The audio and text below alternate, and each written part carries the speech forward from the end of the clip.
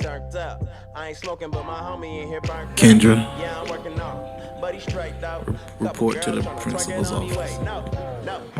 So you even roll up. I'm in here with my lady. Can't you see me, man? I'm sold up. Man, I'm in here trying to celebrate a birthday.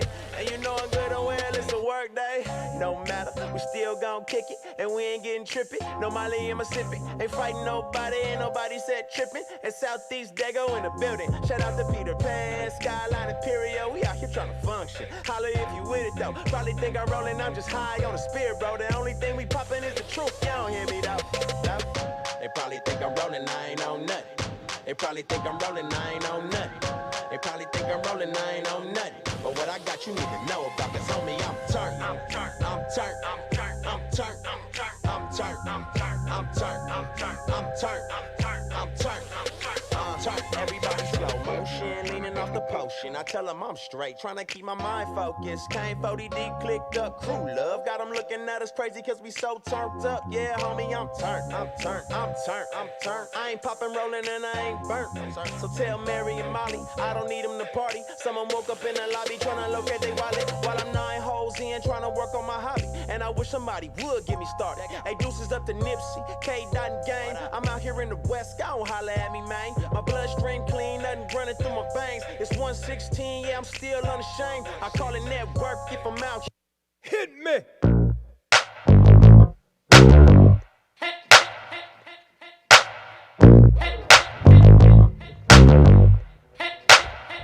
Hey. If you don't mind, can I be far from perfect? Just can I be me? Do you have time to see what a work in progress really means? Spend many a nights on my knees, cause that's the key for me to be free. 1,000 tears, a million no's, just some ingredients that help me to grow. Got to pain, added some sun and rain, blended it together with grace. Still I had to wait, cause it wanted me to be strong for the days I alone, and all my superpowers were gone. You said I'm making something better, I'm putting it together. Trust me, if you don't mind. See, I know where I'm going. If you don't mind. If you don't mind, can I be honest? It was so hard to see. Every heartache, every closed door, the ingredients that help me to grow. Got to pay, added some sun and rain, blended it together with grace.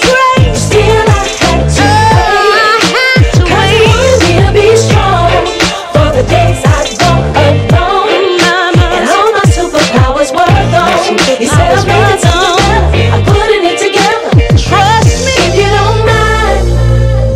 Ooh, see, I know where I'm going. If you don't mind. Hey, if you don't mind. If you don't mind. I'll set you free. I'll give you me. Good evening, good evening, good evening, sisters. Good evening, sisters on Facebook and YouTube. Good evening to our sisters in the center. It is time for another Sister Circle University course. Amen. Put your hands together. Put your hands together in the chat. Listen, we love y'all, and we appreciate y'all tuning in with us as we get the knowledge that we need. The sisters that come in the center, we are growing and glowing, and we get one of our favorite classes tonight. One of our favorite classes from Dr. Reketta Wright. I'm sorry, Dr. Reketta. And we are so excited to get that so that we can grow mentally with Ms. Brown. We are so excited. So get your pen and paper available. Make sure you jot down great notes so that we can hold each other accountable and that we can all grow and be our best selves, okay? All right?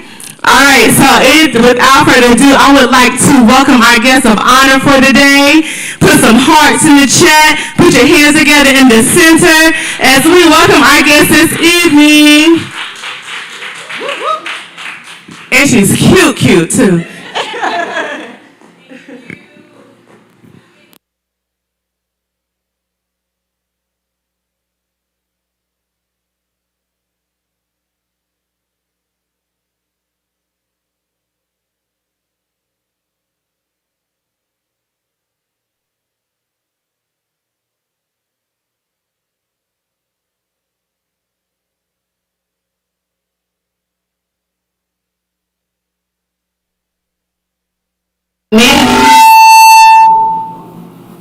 We're going to be talking about managing your mental health, and we're focusing on depression and anxiety. So I'm a licensed therapist. This is not a therapy session, but I am going to help provide you with real life tools and tips to help you get through daily life. And so we're going to be talking about just managing your mental health. So some of the things that you can expect to learn tonight is we're going to be talking about what is your mental health. So what is your mental health? I know there are so many myths about mental health, so we're going to be talking about what is your mental health. We're going to be also talking about the myths and facts about mental health. What is depression? And so a lot of times people think they may be depressed, but they're not sure what depression is. And so I'm going to give you some symptoms of what depression is. We're also going to be talking about anxiety because we all have levels of anxiety that may impact our life, and how to manage your mental health.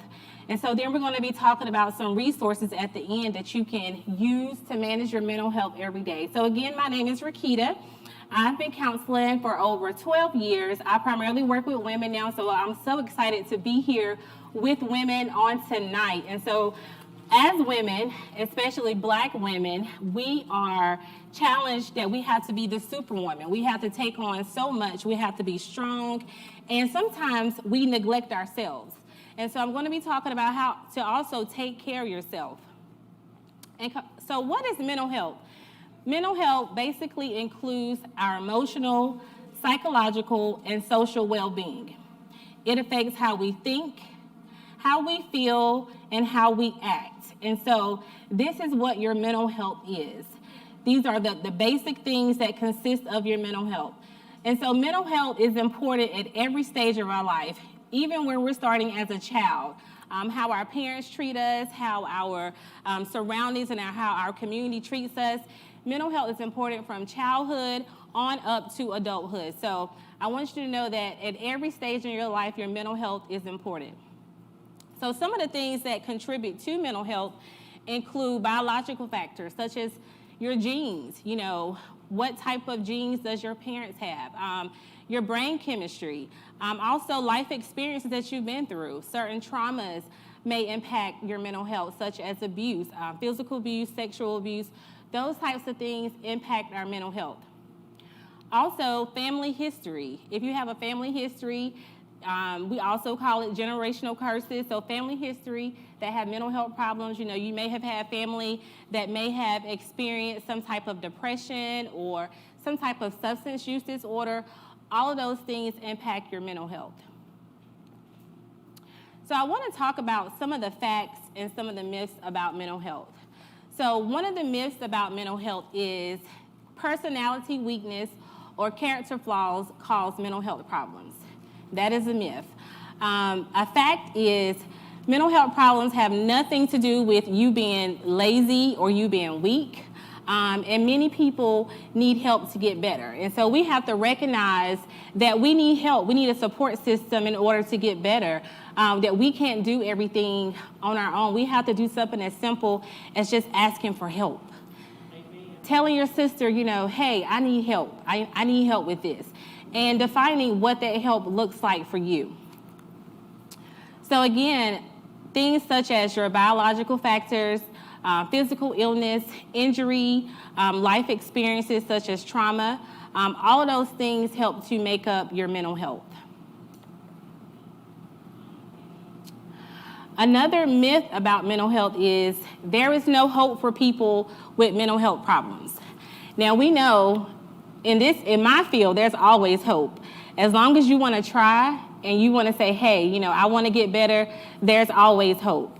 Studies show that people with mental health problems get better and many recover completely. So just because you may be experiencing a temporary situation now, such as anxiety or depression, it doesn't mean that you have to live with that forever. There is hope and you can get better. Amen. So recovery, that basically refers to people are able to live, work, and learn and participate fully in life. And that's what that recovery process is. And, we can recover every day. It's a daily thing. And so there are so many programs and treatments out here in the community to help with that recovery. And it's really about being able to connect with people, being able to be intentional about what your needs are to get you through that recovery process. And so towards the end, we'll have an opportunity for you all to ask questions. And I don't want you to feel shy. This is a safe place for you to ask questions. No question is wrong.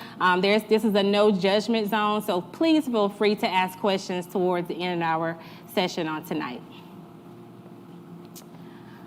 All right. So some other facts about mental health is that only men or only women have bad mental health.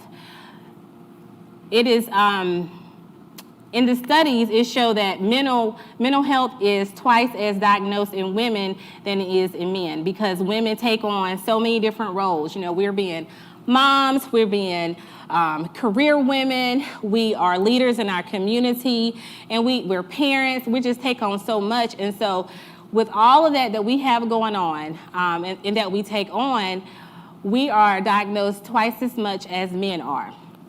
And I think also research shows that women go to seek out help more than men as well, because a lot of times men, they don't want to talk about what's going on. So here's some basic good tips for mental health. We're going to talk about some things in depth a little bit later, but I want to just give you some tips that you can just kind of think about to see if you're doing towards the beginning of the session. Then as we go deeper, you can say, okay, I need to add this to my lifestyle. I need to add this to my routine. So here's some basic tips for good mental health. You want to get plenty of sleep.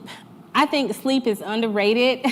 I think that people feel like we have to be busy, on the go all the time. So get plenty of sleep and just learn how to rest. Take care of yourself. Get the appropriate amount of hours that you need. I know as women, again, we're leaders in our communities. We are CEOs, we're bosses, we're executives. And so we're working on projects. We're raising children. We are wives. So making sure that you are getting the sleep and the rest that you need. Eating well. These are things that are free, y'all. This don't cost any money at all. Making sure that you are eating well, eating well-balanced meals, eating your fruits, your vegetables, getting your greens in. This is free. Again, this doesn't cost you to go to a therapist. These are things that you can do in your everyday life. You want to learn how to manage your stress. A lot of times we don't know how to manage our stress well. We take on too much. So learning how to manage your stress. You can manage your stress by creating to-do lists, knowing what things that trigger you. If you've been in past events or past environments that are not good for you or that's not healthy for you, those are ways to learn how to manage your stress. I always tell people to make sure you're planning what you do, because you could be triggered by something or environment that you're going into. So making sure you're learning how to plan your life out and just kind of map out your day. Getting plenty of sunlight. It's recommended to get at least 30 minutes of vitamin D a day. So, it's summertime now, so just kind of going outside, maybe sitting in nature, and making sure that you're getting some sunlight. Making sure that you're getting activity and exercise in daily. It doesn't matter the amount of time that you do. I know sometimes we have stuck in our mind, I need to work out for 45 minutes or, I got to get an hour in. If you get 10 minutes in, that's maybe something better than you did the day before. So making sure you're taking time to get some movement in. Do something that you enjoy. That can be listening to music. That can be doing some arts and crafts, selecting a hobby that you enjoy. Connecting with others and being social. We have sisters in the center tonight that are here that are actually connecting with others. So making sure you're being intentional about connecting with others. Doing things for other people. So take some time maybe to volunteer throughout the week or throughout the month. And asking somebody what is it that they need, how can I help you, how can I serve you, that is a great way to feel good about yourself, and then you're also helping someone else. Again, something as simple as asking for help. A lot of times we as women, we don't want to ask for help because we're taught in our community, we can handle it all. We're wearing an S on our chest. And so making sure that you're taking the time to ask for the help that you need. All right, so we're moving in to what is depression. And so what is depression? I know it's probably a lot of things going around about, what is depression. So I want you all to have an open mind to be able to understand. I want to make sure, I give you all the basic foundations of what depression is. So depression is a mood disorder that makes you feel sadness. You have a lack of interest in life. And so really, you're dealing with a lot of sadness and you have a lack of interest in life. You could have had interest in certain activities or certain people, but when you are depressed, there's an intense level of sadness. Now, the sadness has to last for, of course, a certain period of time, but you can tell when you can be aware with yourself to know, okay, this sadness is not going away. I'm not feeling like myself. And so these include feelings of feeling helpless. You feel hopeless, like there is no hope for you. Nobody wants to help you. Also, you could also feel very worthless. And again, this lasts for many days to weeks. And it keeps you from living your life. It keeps you stuck. It keeps you in the house. It keeps you isolated. It keeps you, with your blinds closed. I have worked with many people who have dealt with depression and they're not even doing their basic hygiene things, such as taking a bath or doing laundry because they don't have the energy. And so this is a real diagnosis. This is real, y'all. I know there's a lot going on in the world today about, different celebrities and, things of that nature dealing with depression and, facing their fears, but they're also having courage to get the help they need. They're having the courage to say, no, I need a break, or, let me pause for a minute. So mental health is a personal journey. It's a journey. Just because you have something going on, it doesn't mean you have to live with that forever. So there is hope. And so, like I said, you have a very intense level of sadness. And so most people feel sad or depressed at times, but their normal reaction to loss or different life challenges. So according to the DSM-5, and this is the book that we use to diagnose different diagnoses such as depression, anxiety, trauma, those types of things, you have to have 5 or more symptoms to actually meet the criteria for depression. And so, if you're only meeting maybe 2 or 3 things, you're probably not depressed. It's probably just some type of life challenge that's happened to you. But if you actually have 5 or more of these symptoms for over a 2-week period of time frame, then you're dealing with some type of depression. And so again, it's so important to be aware when we experience life challenges. It's important to know, okay, maybe I'm crying a little bit too much this week. I've been crying every day and I'm not sure why. I'm irritable, I'm angry, or easily get upset with people. So those are the types of things that you can be aware of to kind of look out for, to say, okay, maybe I'm dealing with some type of depression. So some of the other symptoms include, and you can just jot some of these things down if you feel like, okay, maybe I'm dealing with some of these, nobody will know. But some of the other symptoms include that you're sad most of the day. You've lost interest in your daily activities, such as maybe working out, maybe spending time with your family or friends. You don't want to go to church anymore. You don't want to participate in any type of community activities. You also could be having problems with sleeping at night, or you could sleep too much. Your friend's trying to call you and, you're always sleeping, or you don't want to be bothered. Also, you could be agitated, very easily agitated, or sluggish. Again, we talked about, you're feeling hopeless, like you don't have any hope, like, there's nothing that's going to get better in my life, or you're constantly saying, okay, nobody wants to help me. And so you're kind of painting this picture in your head that, everything is just doom and gloom. And then you also could be having those frequent thoughts of suicide or even harming someone else. And so these are real actual symptoms of when individuals are experiencing depression. So what causes depression? So you may be asking yourself, okay, so how do I get depression, or how does depression kind of come upon me? And so it's a lot of different ways that depression is caused. One way is abuse.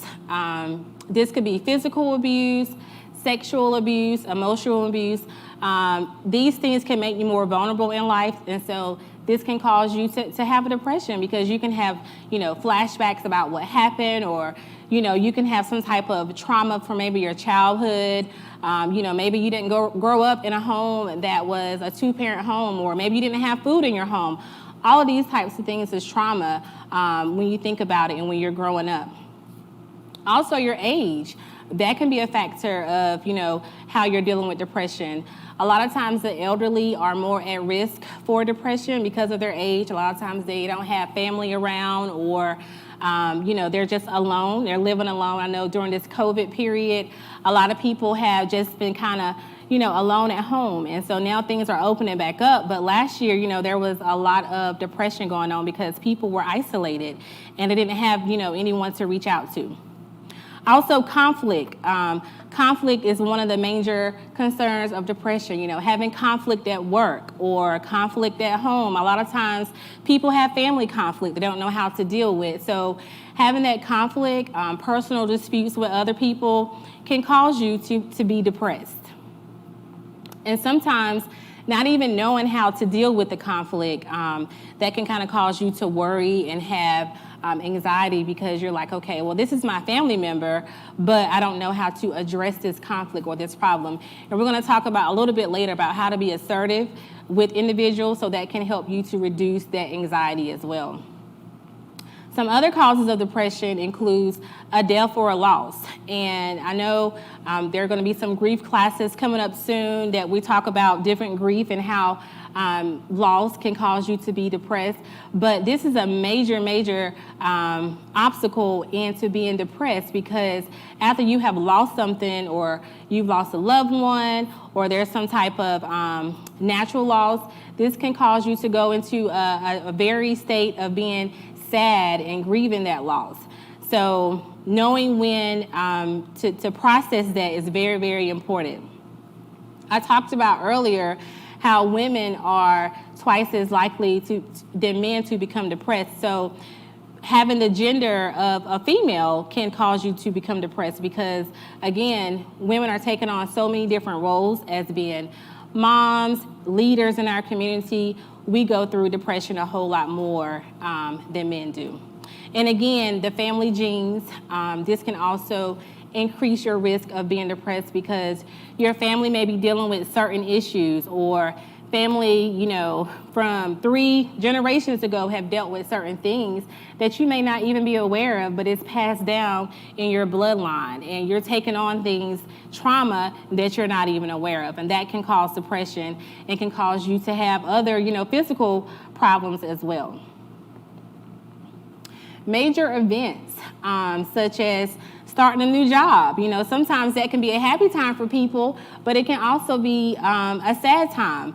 Graduating, getting married can lead to depression. Also losing a job, because these are major life transitions, and life transitions can cause us to have a variety of different emotions.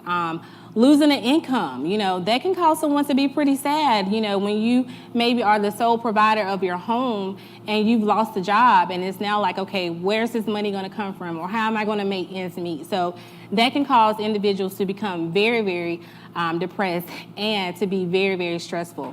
So life events can be very stressful and can cause you to have depression. Then there's other personal problems, such as social isolation. Again, not being connected to your family, to your friends, to a certain social group, this can cause depression. A lot of times people are comparing themselves because they're not in certain groups or not in certain organizations. So that comparison can be a joy stealer and can cause us to be very, very sad and to be depressed. So now we're going to talk about how to manage your depression. So if you're dealing with depression, it's okay. You don't have to, to think that there's no hope. There is hope because I'm going to give you some basic, simple ways that you can put in your toolbox. If you find yourself throughout the week or throughout the day getting kind of sad, these are some, different ways that you can help to manage your depression. So there is hope, although life has happened to you. You may have lost a job, you may have lost a relationship, or you may have even a physical terminal illness going on. There are ways to manage your depression. So you want to take good care of your physical health. Physical health is just as important as your mental health. Again, these are things that are free, that doesn't require you to take medication. It doesn't require you to go to therapy. These are things that you can just do. You just have to be intentional. You can put these reminders in your phone, go walk for 10 minutes or, go outside for 15 minutes and get some sunlight. So taking care of your physical health, this can be anything from doing yoga, doing a dance class. I know that in the sister circle, they have Zumba and different activities. And so, they're being very intentional about making sure the whole person is being treated, not just, the spiritual aspect, but the mental, the physical, and just that whole person, because that's important, to be well-rounded and to make sure that we're taking care of ourselves. So this can be walking, jogging, taking the stairs versus taking the elevator, simple things that we can just add into our daily lifestyle. You can also do some gardening, if you like planting flowers or, I don't know how many plant moms are in here, but, those things you can do to help improve your mental health. Taking a closer look at your thoughts. So what's in our mind? What are we thinking? Are we thinking negative things about ourselves and negative things about other people? So just taking a closer look at your thoughts. And so how you do this, you want to write down recurring thoughts that you're having. And so you could be constantly thinking about, I'm not going to have enough money to pay my bills, or my kids aren't going to have, the clothes they need to go back to school, or, whatever that negative thought is, just keep coming down. Write that thought down, because this is how you start to be intentional. This is how you start to take control and the power back over your life. So negative thoughts about yourself, about your future, you could be feeling, you're never going to get this job that you really want. Okay, well, that's a negative thought. So you have to be mindful about what it is that you're thinking. And so these thoughts are often distortions. It's not reality. It's really just how you're feeling and what you're thinking about yourself. And so by writing these thoughts down, you can begin to see distortions as it becomes just a little bit more clear. You're constantly having these same thoughts every day around the same time. And so you have to make sure you're taking a closer look at what those thoughts are. And so you want to challenge that to see, okay, is this accurate, or am I just, really making this up? Do I have any type of evidence to prove that I'm not going to have enough money to pay my bills, or this person doesn't like me, or whatever that situation is? And so are you taking in, the account of the evidence? So, ask yourself, does this help me in my day-to-day life by thinking this way? And if it doesn't help you, learn to let it go. Learn to release those thoughts about yourself or your future, because it's going to continue to lead to that depression. It's going to continue to make you sad. It's going to make you compare yourself to other people when you really don't have to. All right, so another way that you can manage your depression is you want to limit what you're thinking about. And so you want to limit, those ruminating thoughts. So rumination and depression go hand in hand. And rumination is basically a type of thinking that you rehash a moment over and over again. So how many of us have just kind of rehashed a moment? Maybe we've had an argument with somebody, or somebody may have sent us a text message that didn't sit well with us.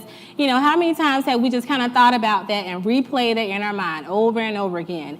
And so that can really cause you to become upset. It can cause you to become angry. And you find yourself going through your phone looking like, okay, did this person really send this? And so, you know, learning to limit those thoughts. I'm trying to tell you, you know, you have to be intentional about everything that you do in your life. And so you can learn to limit those thoughts by being just more aware and redirecting yourself towards doing something more helpful. And so if you find yourself kind of going back to rehash a moment that's happened, maybe get up and play some music, or get up and dance, or, you know, maybe eat you something good so you're not thinking about, let me go back and read this, or let me go back and think about what my boss said to me that didn't make me feel good. And so making sure that you're learning to control that. And so again, some of those examples of rumination could be, you know, maybe reading a text message, or maybe it's something you saw on social media that you thought somebody was talking about you and they really weren't. And so all those different things, or having a disagreement with your spouse, your coworker, all those things can help to lead to depression, but you can limit that by being intentional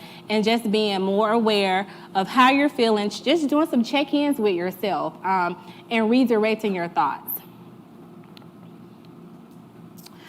All right, also, we want to learn how to identify unhelpful behaviors and replace them with healthy, helpful behaviors. So learning to identify unhelpful behaviors and replace them with healthy, helpful behaviors. And so with this, you want to be able to build a sense of mastery over your life. And so this involves just setting small, realistic goals for yourself, rather than focusing on the big ticket item. And so you want to break those things down. And so for example, the big goal could be to lose 40 pounds, or you could be saving money to buy a house, or you could be applying to get a new job.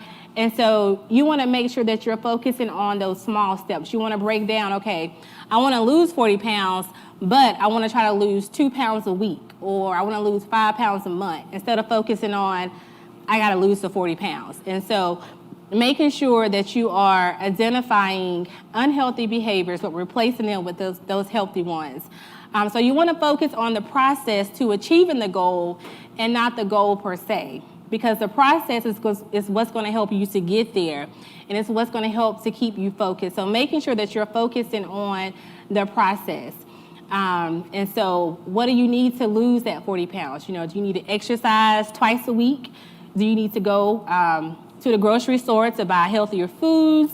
You know, so do you need to eat 3 to 5 small meals a day? So that's all the process. So the goal is losing weight, but this is a process of how you actually achieve that. So you want to make sure you are breaking your goals down into realistic, simple actions that you can achieve versus focusing on those big ticket items. And you can do that. You can become the master over your life. You can achieve whatever it is that you want to achieve, as long as you are intentional about what it is.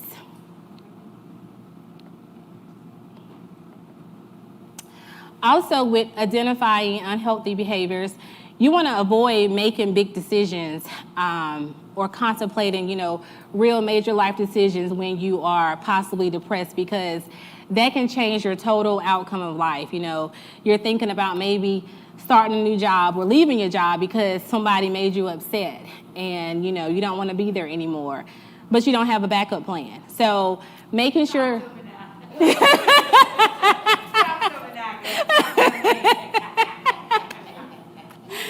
So avoid making big decisions when you're in a place of unthinking, you know, you're not thinking healthy, because it can cause a major impact on you. Also, again, you want to make sure that you're engaging in healthy, joyful activities. This can be something as small as, you know, having some coffee, or going to Starbucks, or, you know, having a nice cup of tea, listening to your favorite song.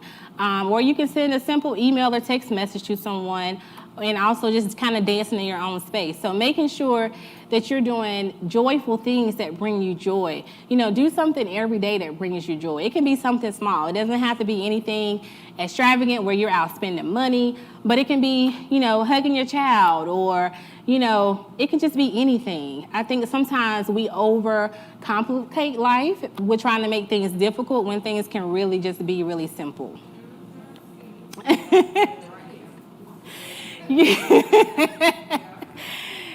And we also just want to enjoy our micro successes daily. Again, it doesn't have to be anything big. Take joy in those small things. Something micro can be, you cleaned maybe a portion of your home or one room in your home. It doesn't have to be the whole house. It doesn't have to be the whole house. Yes. Or you exercise for 5 minutes. You couldn't get 15 minutes in, but you went out and walked outside for 5 minutes. You completed a task off your to-do list. So these are micro things that you want to, celebrate daily. Because when you're feeling depressed, it's so easy to overlook the successes and the accomplishments, the things that we're doing good, because we're in a mindset where, you're feeling hopeless, or you feel like, you can't do anything right. So making sure you're being intentional about reviewing these moments, because it can help, to offset those feelings of failure, those feelings of feeling inadequate, and then also those feelings of hopelessness. So definitely celebrate those micro successes every day, whether it's, something very, very small. Again, it doesn't have to be anything big. All right, so what is anxiety? What is anxiety? So we're going to talk about anxiety and what it is, how to deal with it. So anxiety is basically excessive worry and anxiety about fear, about what's happening in your life, and it impacts the way that you perform at school. It impacts the way you perform at work, and then also your community. And so with anxiety, someone may find it very, very difficult to control the worry. The anxiety and worry is associated with a few different symptoms, which I want to talk about. And, this is how you can be aware of, okay, if you're experiencing some type of anxiety. So you can become easily fatigued. You can feel on edge, be very restless, or even just kind of keyed up. Somebody asking you a question, you're ready to go off like, leave me alone. Also, you can have difficulty concentrating, or, just kind of performing some basic tasks, or your mind can even just kind of just go blank. That's when you know that anxiety and stress is just kind of, is increased. Also, you can feel anxiety in your body. A lot of times, I know I have dealt with anxiety before, and I can feel it in the back of my back. I can feel it in my chest. And so just being aware of your body, and sometimes just kind of doing those body scans, like, okay, what are you feeling in what parts of your body? Are your hands tense? Are you feeling something in your stomach? Just being aware of how you're feeling. Also, you can have a sleep disturbance, difficulty falling asleep or even staying asleep, and your sleep can just kind of be unsatisfying. So these are some symptoms that contribute to anxiety. Now, with these symptoms, they have to be present for at least 6 months. So if you're just kind of, having some things kind of going on, maybe an adjustment to something or adjustment to a new job, that's not actual anxiety, but these things have to be going on for at least 6 months. All right, so there are different types of anxiety, and I'm going to talk about some of these, and some of these may be more familiar than others. Again, anxiety affects the way you work, it affects the way you socialize with others, and it also impacts the way you interact with individuals in the community. So one major type of anxiety is generalized anxiety disorder, and this is just very exaggerated tension and worry, even when there's little or nothing to provoke it. You're just kind of having those anxious thoughts and having those anxious feelings, and there's really nothing major going on, but it's present and it's come over your body. Also, obsessive compulsive disorder. This includes washing your hands frequently, kind of checking the stove over and over, these certain rituals that you're doing every day that can take up a lot of your time throughout the day because you're constantly obsessing over things and you're doing it over and over again. Panic disorder, that's a type of anxiety disorder. So this is when you have intense feelings. You could be afraid of driving, you could be afraid of flying, and you start to have a panic attack, and you may have difficulty breathing. So this is also a type of anxiety disorder. And then one that we hear a lot is post-traumatic stress disorder. I have worked with a lot of people now that COVID has caused them to have some PTSD because, they've had a lot of loss because it's been a natural disaster or some type of accident. And so PTSD is very, very common when it comes to anxiety disorder. Also, having some type of assault. This could be a physical assault or a sexual assault. This can cause the individual to have a very traumatic experience because they've experienced something that's very, very traumatic. And they could have flashbacks or, something as simple as a smell can trigger PTSD, and it can be a symptom. And so, when someone is dealing with some type of trauma, you have to be very, very careful with kind of reliving and rehashing that story, and also the types of environments they go into because they may not fully be ready to face on that. Also, social phobia. This is called social anxiety disorder, where people are, simply afraid to speak in front of others. They're afraid to eat and drink in front of other people, and just being around people, period. And so sometimes people, they just are not comfortable, and they have a fear of being around other people. I've worked with individuals where they don't leave their home because being around people causes them to go into panic, and it causes them to have anxiety. So, they may order stuff offline all the time. They may have their food delivered to their home.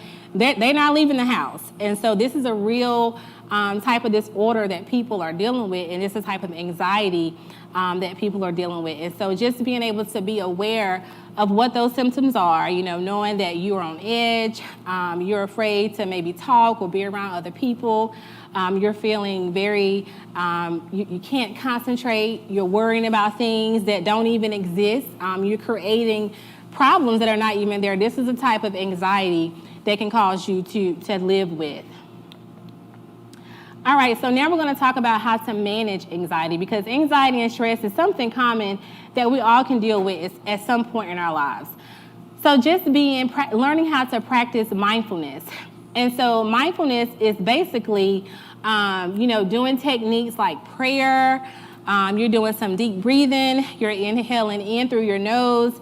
You're exhaling out through your mouth. That's what mindfulness is. And so when you're deep breathing, it can help to slow down your anxious thoughts by processing some of your thoughts and emotions. Again, some mindfulness techniques are doing prayer and breathing. Those are two things that you can do. And I know a lot of us probably praying here, so, being able to just control our anxious thoughts and being able to process our emotions. Practicing acceptance, just being able to accept things how they are. Sometimes we just can't control everything throughout the day. Things are going to happen. So being able to let go of having the power and wanting to control everything. So just being able to just practice acceptance. Okay, my tire went flat. All right, what's the solution? I need to call somebody to come change it. I need to do this, versus just kind of, getting all excited and not being able to think and make a decision. So being able to just practice acceptance when things happen into our life and being able to work through it. And so remember that anxiety is not something that you are experiencing because you are flawed in any way. It's influenced by so many different factors, such as genetics, your family history, and also just life experiences. And so there is not one cause for anxiety, but it's something that a lot of people do experience. And it's not anything to be ashamed about, or, not something to be, you have to have guilt about. It's just something that happens, but you can learn to work through it, and you can also learn to, learn how to manage it with different simple things that you can add to your toolbox. All right, also learning what your triggers are. Learning your triggers are very, very important. And so as you begin to slow down and become more mindful, it's going to be very helpful that you pay attention. Notice I said as you slow down in life and become more mindful. So we're not rushing from appointment to appointment. We're not rushing to take the kids here or there. We're not rushing, just in life. We're slowing down. We're being more intentional. And so you're going to pay attention to what those situations are, to what are some things that to trigger your anxiety.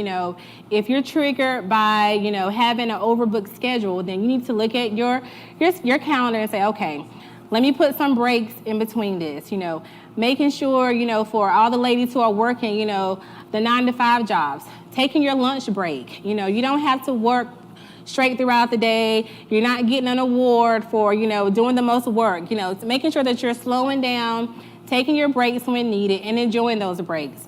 Also, just being aware of them can help you, gain clarity into your life. And it also can help you take steps towards managing stress in those different specific situations. So making sure you're knowing what those triggers are. Also learning different cognitive ways to challenge your anxiety can help, such as diffusing those anxious thoughts when they come over, saying certain things, it's okay, this is just temporary. You can say those types of things to yourself because it's only a moment. It's not going to last forever. It's just temporary. And then being able to, stop asking yourself, what if? Because a lot of times when we ask ourselves, what if, the thing never happens. And so you're just, creating a scenario and causing yourself to get anxious for no reason. That's time that can be spent on something else more productive in your life, right? Yeah, so being able to just learn what your triggers are very, very important. Talking to someone, and this doesn't have to be a therapist. This can be a friend, a family member. Just being able to just open up and share what our struggles are. We all have struggles. No one is perfect. We all have things that we're going through. So being able to just talk about, hey, I'm struggling with this right now.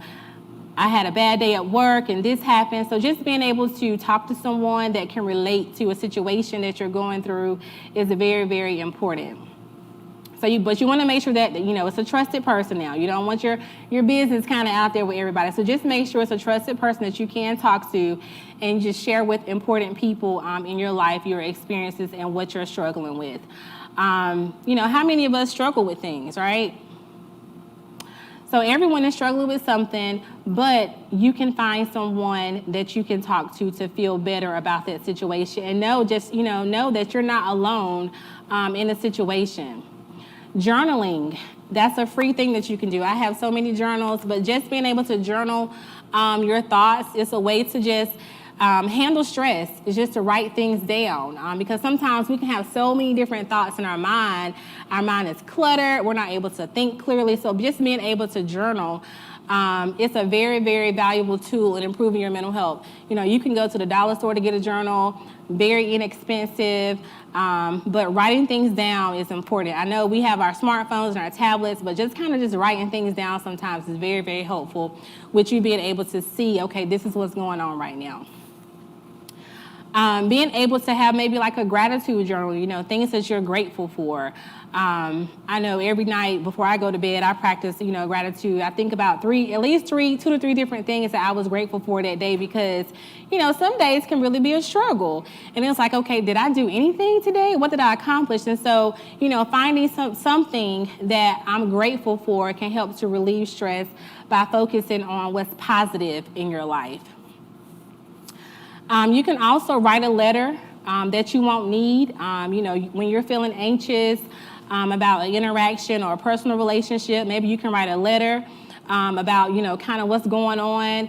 You don't have to send this letter off to the person, but you can just kind of have that conversation of maybe what you would want to say or, what you would want to share. It's just really honest, a brutal, honest, letter about how you're feeling. This can help to just kind of manage that anxiety as well. So a lot of writing can actually help manage anxiety. There are adult coloring books that can be helpful as well. Coloring is a very big stress reliever. They have all different types of coloring books, but that can be very helpful in helping you to manage your anxiety. All right, how am I looking with time? Okay, questions? Okay.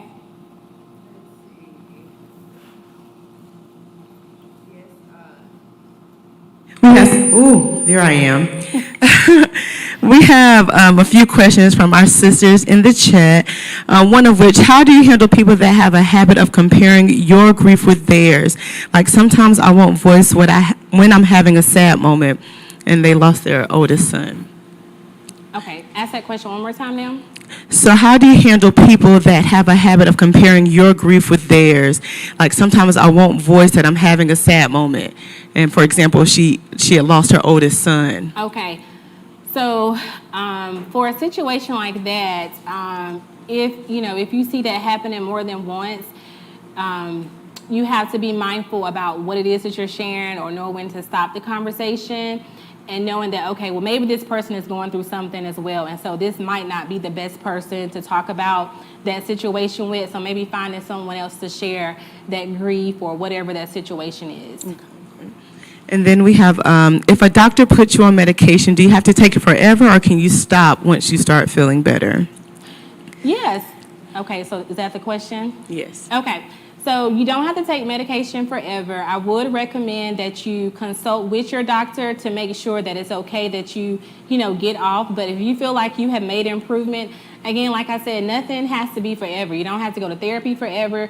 You kind of just take what you need. If you see yourself, being able to manage your life and get through those difficult times and you're getting better, then no, you don't have to take it forever. We got a few more. If your mind is always racing and overthinking, how can you find the balance and strengthen mental health? So if you find yourself having a lot of thoughts and your mind is always racing, asking yourself, okay, what is happening in my life right now? Is there something that's in my environment, or is there some type of life change that I'm going through? Some of the techniques that I mentioned earlier about journaling is helpful when you're having a lot of thoughts just kind of going on in your mind, and your mind is racing. So doing some journaling, learning to do some practice deep breathing is also helpful as well. Also saying affirmations and saying a prayer, asking God to help you to control your thoughts, because we have the power to do that because that's what He has given us. So asking for that control and telling yourself, it's okay, this is only temporary, doing some deep breathing. Those are things that can help. And I have friends that like to call and vent, and I tend to take on their feelings. How can I be a good friend and listen, but still be able to guard my mental health? That's a big one. That's a good one, because a lot of times, our friends do feel comfortable just sharing certain stuff with us, but we have to set those boundaries with our friends. So being able to establish those boundaries, knowing what your capacity is for your friends, mentally, emotionally, spiritually, and setting those boundaries with them, and just being honest and saying, hey, that's not what I'm here for. I can help listen, I can help, do this or that, but it sounds like you might need something more than what I can give. And there are a few sisters, and we see you in the chat, that know the importance of mental health, but they still find themselves overwhelmed or frustrated and irritated. And you're sharing different things to help assist with, or to help or aid us in overcoming those feelings and emotions. But is there anything in addition that you can provide, or even encouragement to sisters who know the importance of mental health but are probably having problems obtaining good mental health because they are frustrated, irritated, and overwhelmed? So with that, sometimes, they just have to say no to certain things. So they have to be selective about what they can take on. And if they find themselves continually to have a challenge with the mental health, then maybe the next step would be to seek a counselor, to have someone to talk with, to have some type of accountability, because that's going to be important in the next steps of them controlling and being able to, have a healthy journey with mental health. That's a great leeway into our next question. What are your recommendations when searching for a therapist? So my recommendations when searching for a therapist, really, you can interview that person. There are so many different. I know. Next month we're talking about access, and so there are so many different ways that you can access a therapist. You can go online to search for a therapist. They have something that's called Psychology Today. It's a therapist directory where, pretty much therapists have their profiles. They have pictures, they have who they work with, what insurances they take. A lot of times therapists will provide at least a free 10 to 15 minute consultation to determine, if you're going to be a good fit for that person, because sometimes it may not be a good fit. And so I kind of compare, finding a therapist is sometimes kind of dating, because you want to make sure it's going to be a good fit so you can get what you need out of that therapeutic relationship. Great. And let's see, I have been getting sick constantly lately, and I'm starting to think that it's in the environment that I work in. How can I come to that conclusion to determine that? Well, one way you can come to the conclusion is that, you can kind of see how you're feeling throughout the weekday or whenever it is that you go to work versus when you're not at work. And then make an assessment from there to determine, okay, is this the work environment that I'm in that's causing me to become sick, whether it's stress or some type of physical ailment, and, maybe get some type of accommodation, or either maybe search for a different job so they're not continually getting sick.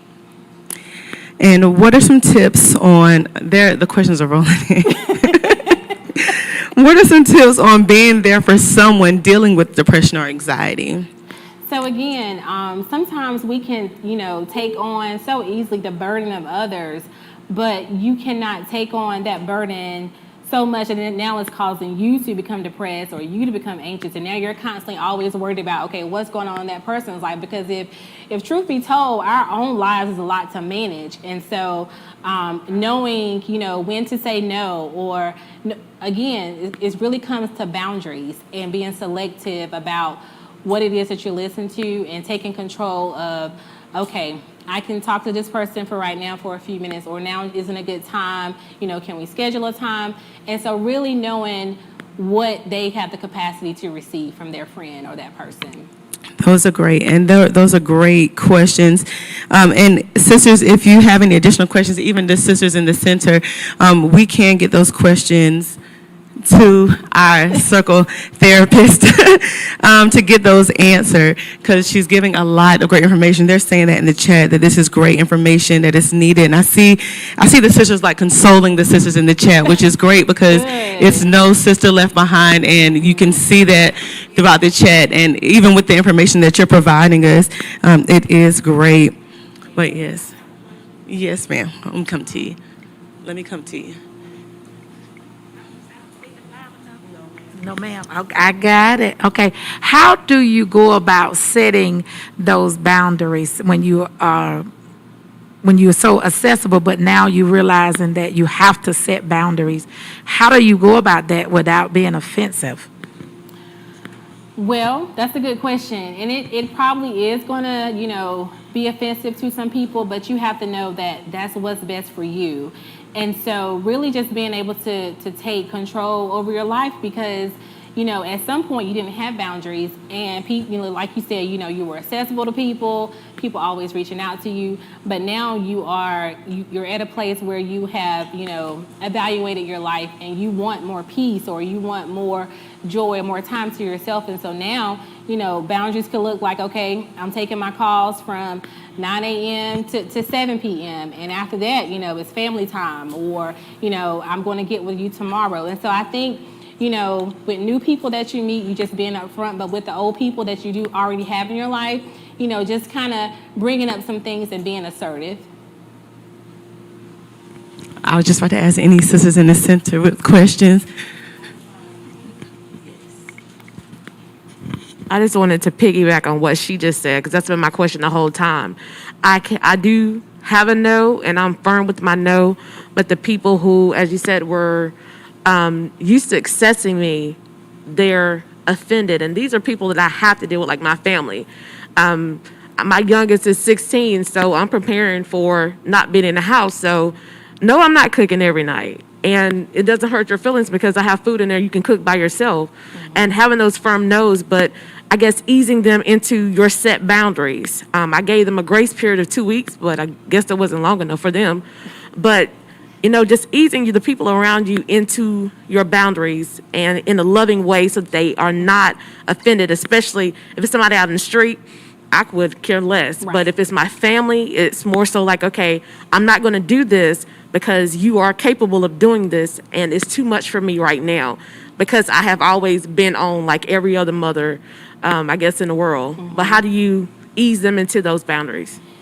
Just having those honest conversations just like that. You're getting older. These are things at your age that you should be doing. I can assist you, but let's talk about planning. Let's talk about, scheduling. Those are ways that you have those conversations. Again, you want to make sure that you're assertive and, you're not being passive aggressive with that person. But when you're assertive, you're direct in what you want and what you're trying to communicate. And again, it may be offensive to some of your family, but you're doing what's best for you. And it may make you feel bad initially, but the more you practice it, the more comfortable it becomes to you.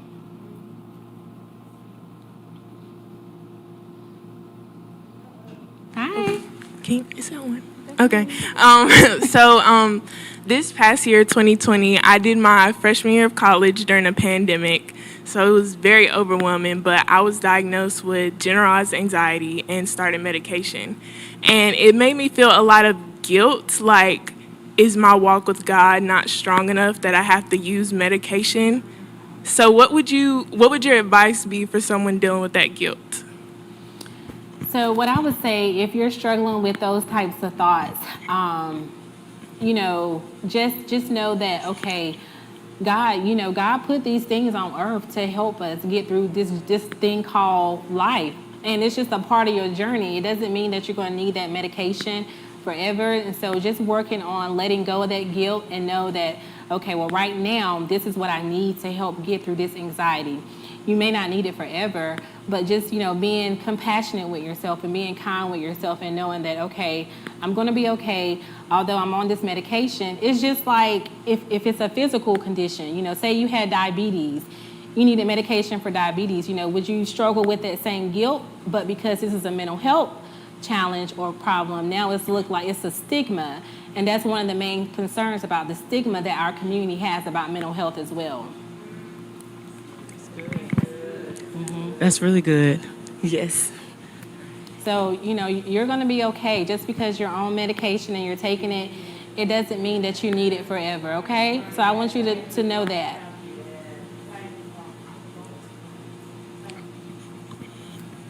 I have a question. So in the past, I've gone through a deep depression, and I was able to recognize what put me in that space.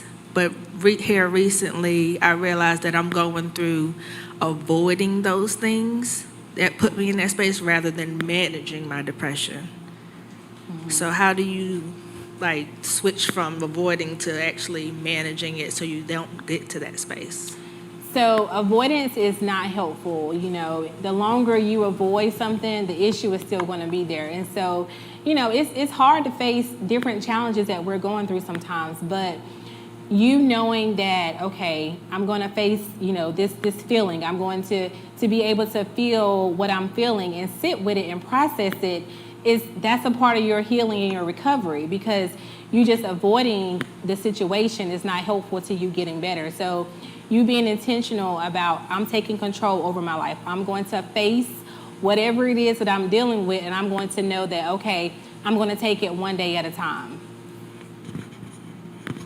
That is great. This is some great information, great questions, and great insight for all of that. Do you have any, we definitely need a part two, even though this is like your 10th time with us, because every single class we get so much information to help us, to grow us mentally and strengthen us mentally, that we appreciate. Do you have any last tips, advice, or anything that you want to leave with us tonight? Yes, so I just want to, leave with, my final thoughts is, there's hope support and treatment available. There are resources out there that's ready for you to assess and, get a hold of. Just take time to see what it is that you need to make your life better.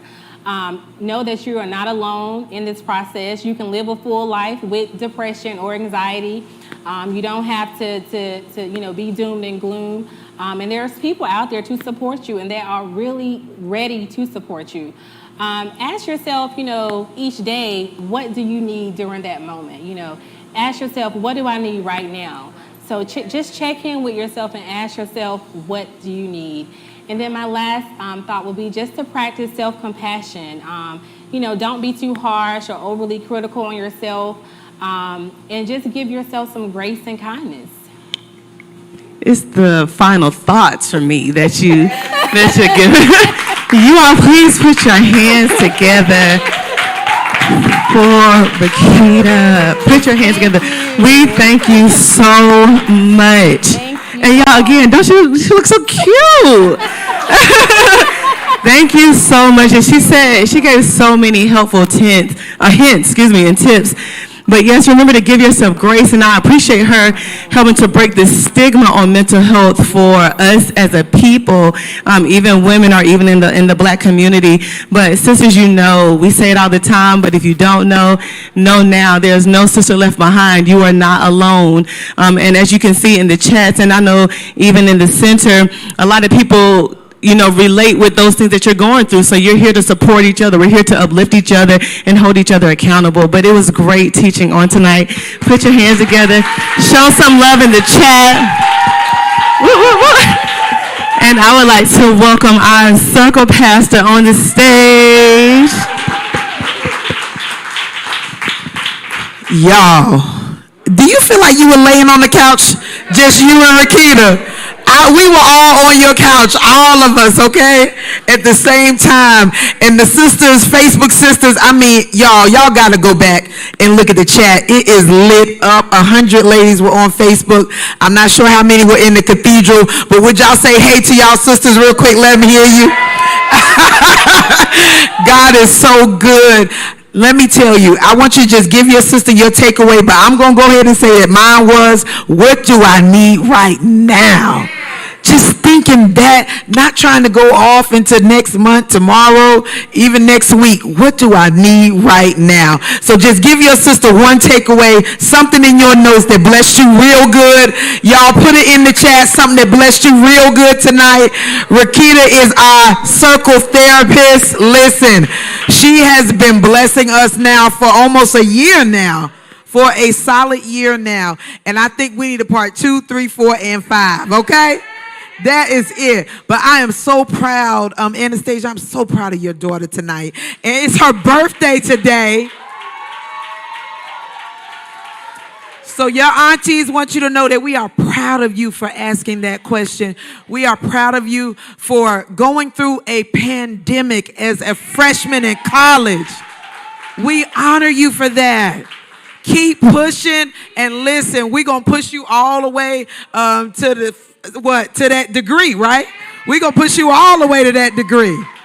In Jesus' name. And so I'm just thankful that we were able to share tonight and ask questions. If you have a question that didn't get answered, Kendra is going to airdrop that. They're going to have a little airdrop conversation over here. She's going to airdrop that to Reketta, and we are going to get those questions answered by post. Give Reketta over the weekend to get those answered, sisters, okay? We love you. Father, we thank you for what our eyes have seen, what our ears have heard, what our hearts have felt.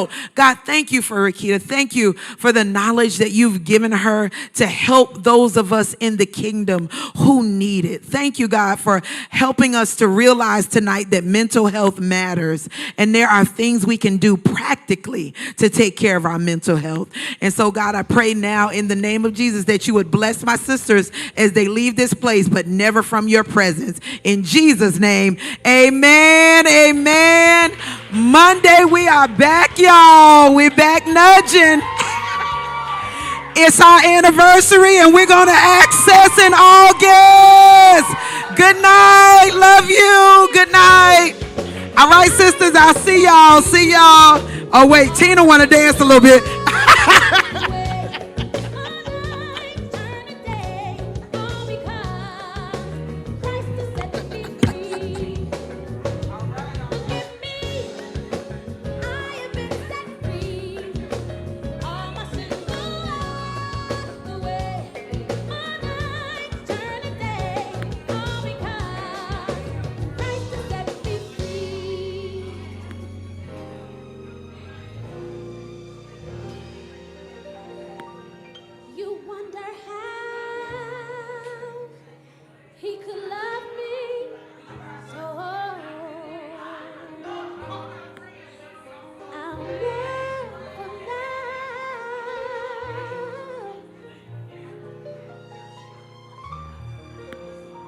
fall.